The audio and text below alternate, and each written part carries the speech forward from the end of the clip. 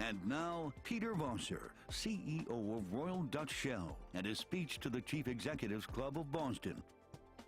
McCarter in English is the exclusive sponsor of the Chief Executives Club series on NECN. I want to start my speech by apologizing if any of you were expecting a stereotypical oil man here.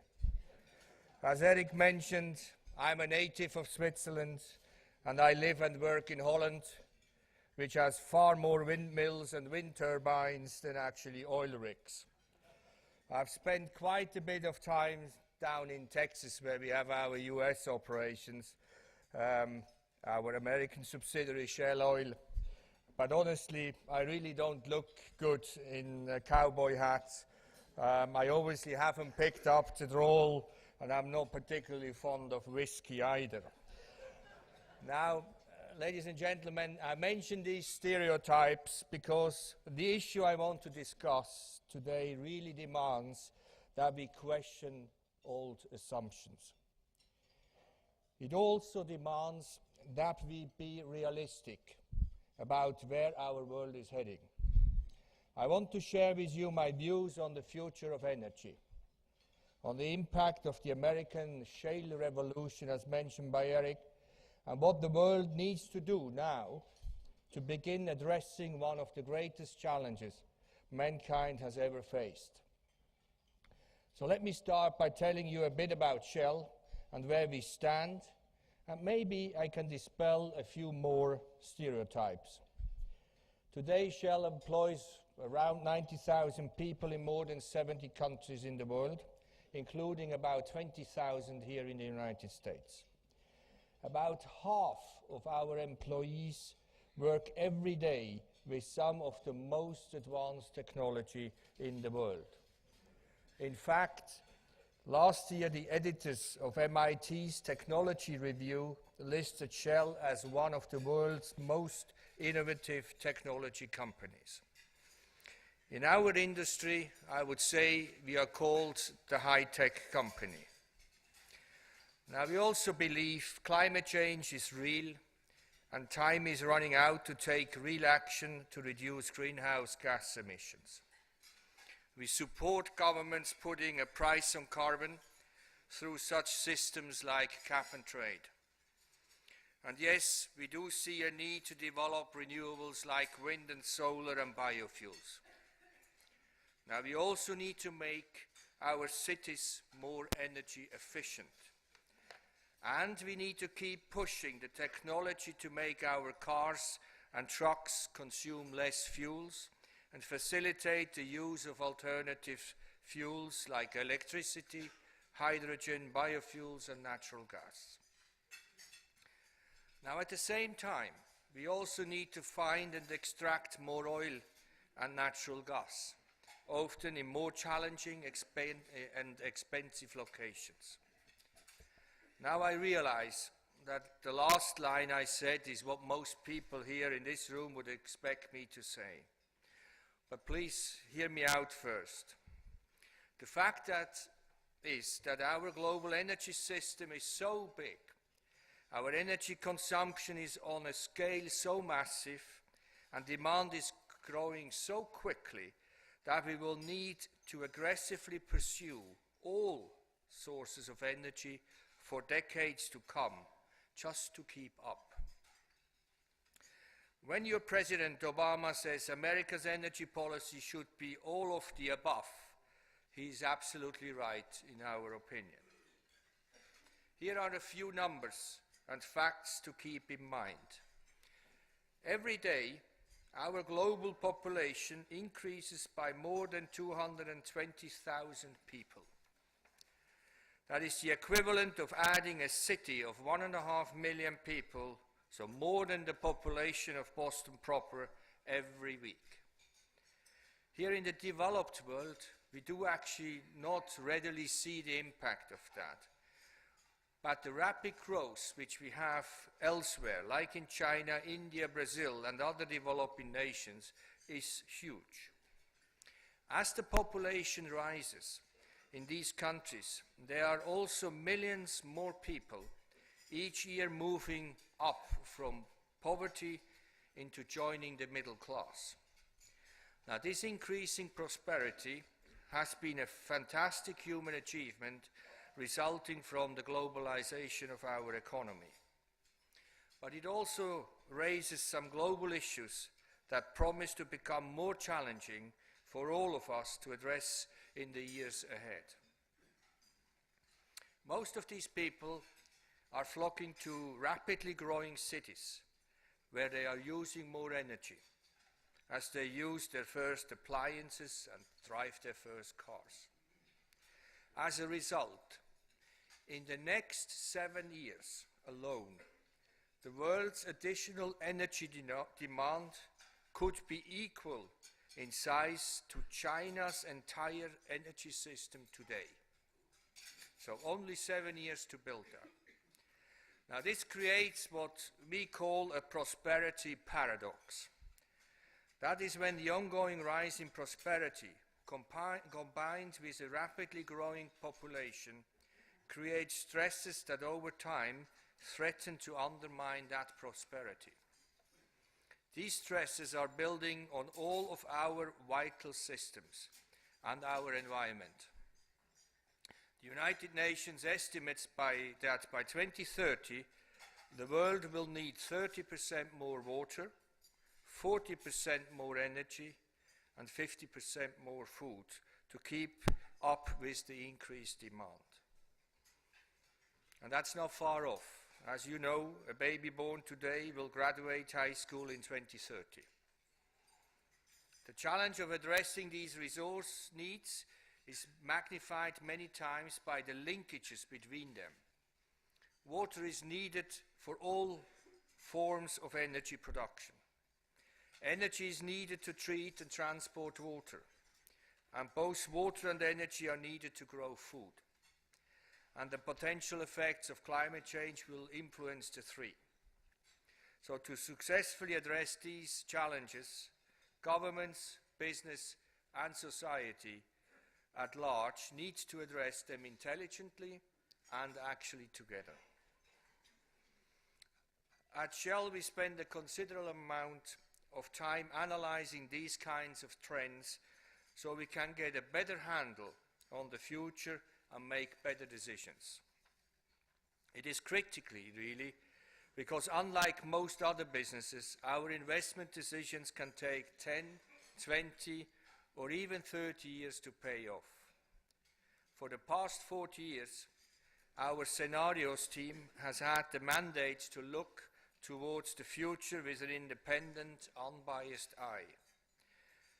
Now, the future is neither completely predictable nor completely random. The scenarios can at least give us a tool to anticipate what might happen and allow us to understand our options. So in other words, they deepen our strategic thinking. And actually, as Shell, we share this strategic thinking with governments, researchers, academia, and the public. In our latest report, the scenario team analyzes how economic, social, and political forces might play out through this century and how those forces affect the evolution of our global energy system.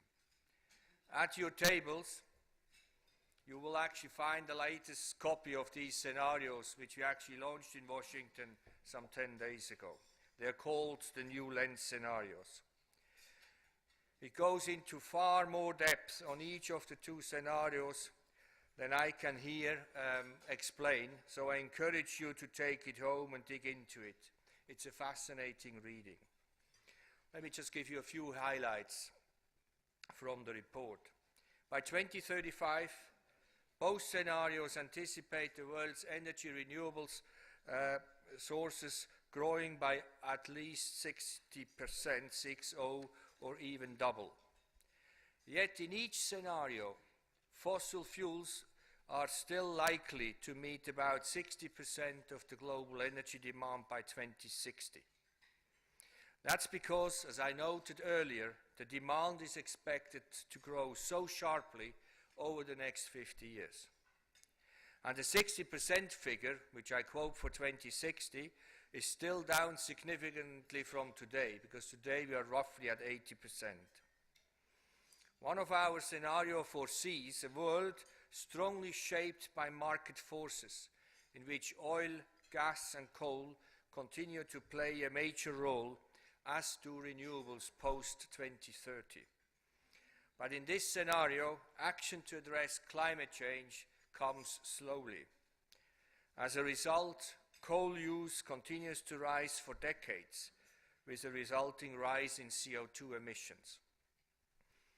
In another scenario, the world is strongly influenced by government policies and the abundance of natural gas.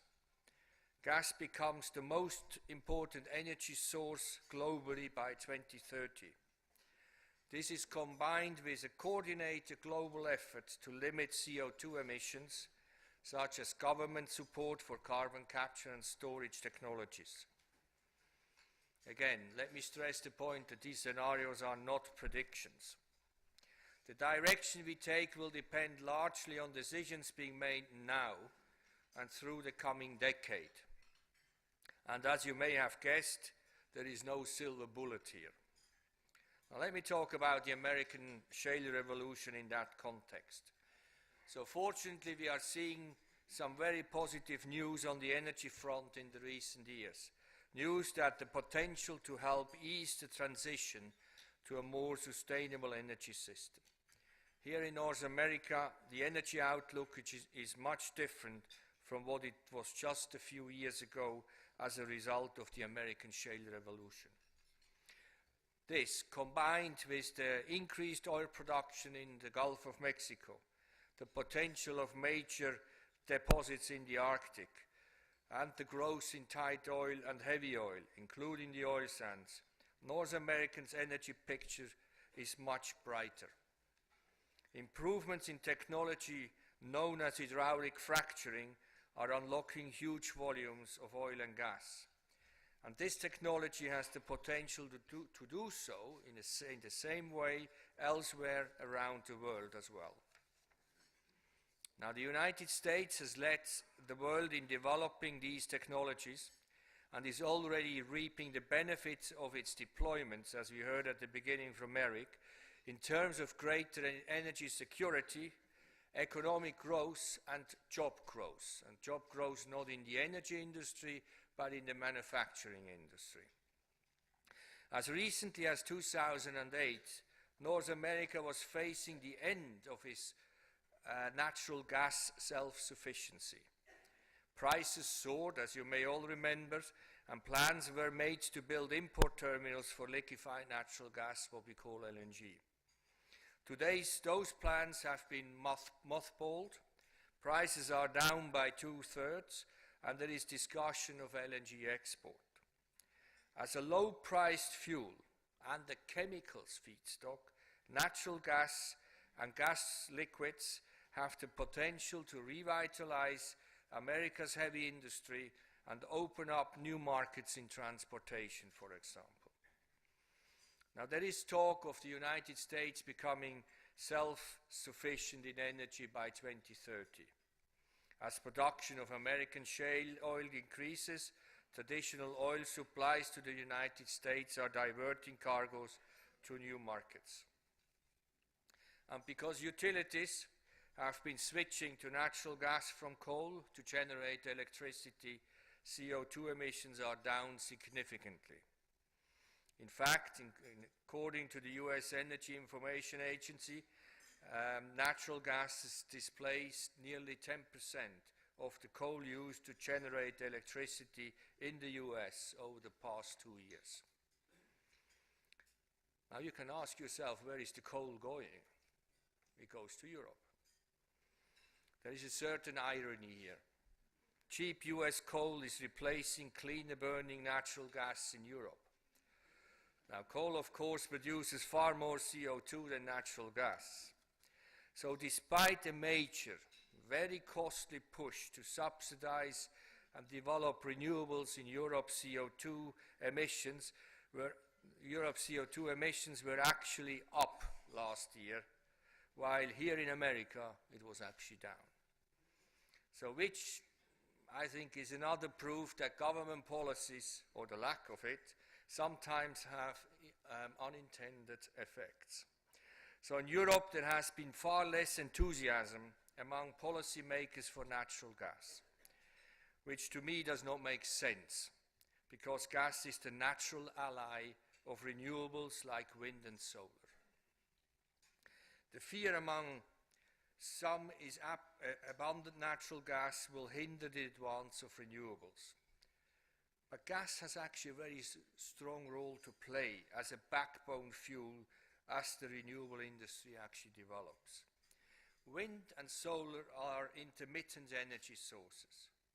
Now, natural gas can keep the electricity flowing when the sun doesn't shine and the wind fails to blow.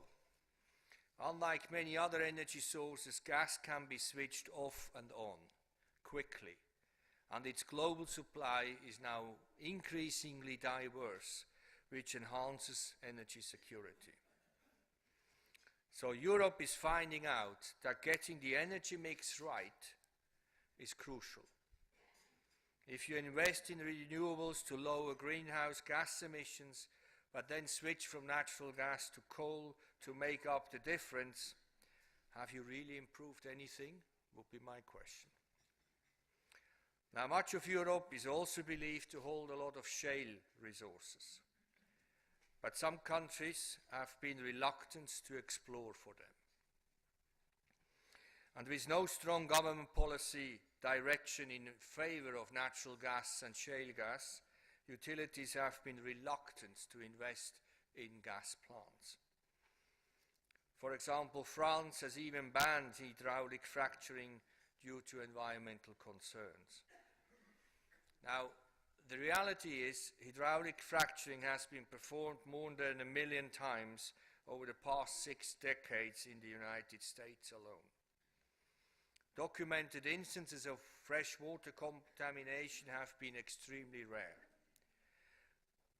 I would like to say that when a well is designed and constructed correctly, groundwater will actually not be contaminated. Now, having said that, our industry needs to work with governments to do a better job of addressing these concerns. Strong regulations and tough enforcements are needed to ensure all operators drill shale gas or shale wells properly and protect groundwater and the environment. Now, shale development must be done in a demonstrably responsible way to gain public support.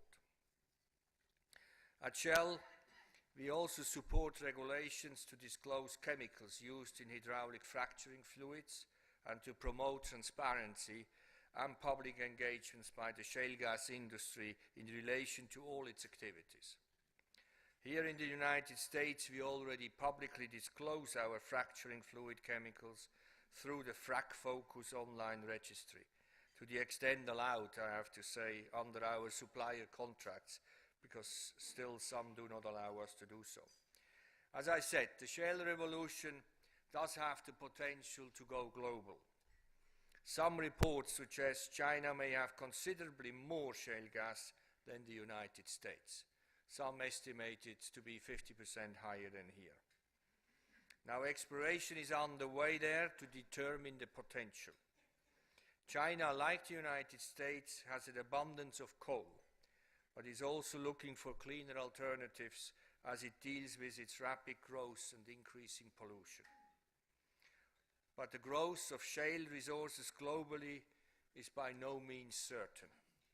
Technologies, skills, policies needed for this revolution to take hold outside North America will need to be transferred and developed. So what are the geopolitical implications of the American shale boom? The abundance of natural gas and affordable prices are already giving the American chemicals industry and then energy-intensive manufacturing a global competitive advantage. So you have a cheap feedstock for these industries. Countries and regions that fail to adopt a strategy to utilize their own shale gas resources could find their manufacturing industries on the losing end in the rest of the world.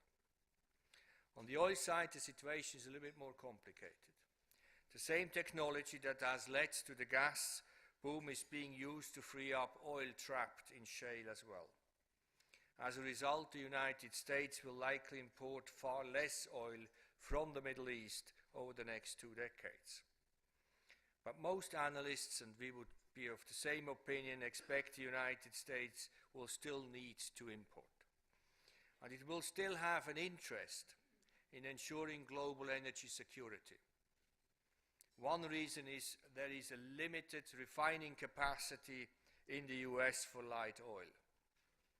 This means some oil will need to be exported and other crudes will continue to be imported to accommodate the refining infrastructure we have in this country.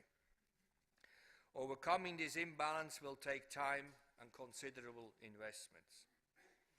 But there are also some practical and strategic reasons why the US should remain engaged in the region. The European Union and Japan are key political allies who will continue to be highly dependent on Middle Eastern oil. China is expected to become more dependent as well over time. Because the oil market is global, any major disruption in the flow of oil in any region would affect the global and the US economies. So it is hard to see a scenario in which the US abandons its interest in the Middle East. Obviously, there was a big speech today in Israel as well on this, so I think it is recognized. There is no doubt the shale revolution has been good for North America and its economic recovery, and that it has altered the region's energy picture so favorably. But the American shale revolution alone will not get us on the road to a cleaner and more sustainable global energy system. So, in summary, what needs to be done? First, the world needs to follow Americans' lead and take full advantage of the cleanest burning fossil fuel, and that's natural gas. The International Energy Agency estimates that there is enough technically available natural gas globally to last 250 years at today's consumption levels. Increased use of natural gas is the biggest single step the world can take today to begin reducing CO2 emissions. In generating power, natural gas produces about half the CO2 emissions of coal. As I said earlier, gas is the natural ally of renewables, and its supply is increasingly diverse, which enhances energy security. Second, governments must support development of carbon capture and storage technologies to make fossil fuels use cleaner. This is critical to take CO2 out of the power sector over the next 50 years. It can help meet the demand for cleaner energy at a time when renewables are still being deployed on a relatively small scale. But the technology remains at an early stage of its development. It needs major financial support and strong mandates around the world to get it off the ground. Finally, and the third one, all governments need to promote more effective, efficient urban planning and transportation. There is a tremendous opportunity for good planning to moderate the growth in energy demand, especially in the swelling cities of China, India, and other high-growth cities. But also, for example, in the United States. Houston needs 3 times more energy than a normal average European cities just because the way it is built. It's simply really cities with higher population density are more energy efficient than sprawling cities. They encourage people to use public transport and drive less. Widespread development of more compact cities offers savings of an average of 2,000 kilometers per person annually in car usage, compared with the low-density development common in many parts of the world today. Intelligent urban planning could transform the global transport system over the next 50 years, by providing the infrastructure for cars and trucks powered by electricity, hydrogen, and also natural gas. The increasing use of liquefied natural gas in trucking and marine transportation here in North America is an excellent example of how this can actually be built. Substantial efficiency gains should be targeted in other areas as well. This includes retrofitting homes and commercial buildings, optimizing energy use in the heavy and petrochemicals industries, and redesigning our transportation systems. But for these things to happen, we will need far-sighted government policies and far more collaboration between governments and businesses, because I don't think I need to tell you that if you look at the last few years, that actually didn't work, certainly not in the West. We were working against each other rather than together. And I get this question quite a bit from Western politicians, so give me an example where it does work. And they never like my answer because I say normally China has been perhaps the most pragmatic and far-sighted in setting energy policies to prepare for a future in which demand will soar. China has actually set very clear goals with a view towards ensuring a cleaner, more diverse and sustainable energy system, and is promoting the investments, the huge investments into that, which we also need in the Western world. So we know the scale of the challenge ahead of us. We know it will require a global, coordinated and intelligent response. The time is to act now and not lose time. And with that, thank you very much for listening, and I'm open for questions. And what would be the position of Royal Dutch Shell on the Keystone Pipeline? It's an interesting subject. I have to confess that we are an oil sand producer, and we have bought big kit sitting in at the Gulf Coast. Kit means refineries. I think I approach it from the side that energy security is a key goal for the government to achieve. Major and significant improvements in the environmental performance of oil sands have taken place. And looking at the consumption of the years to come and the energy security system, Keystone should be built, should actually come, so that North America, including Mexico, can actually build the energy hub which these vibrant economies here actually need. So I would be disappointed if it's not going to be approved. The law firm of McCarter & English was proud to present the Chief Executives Club of Boston series on NECN.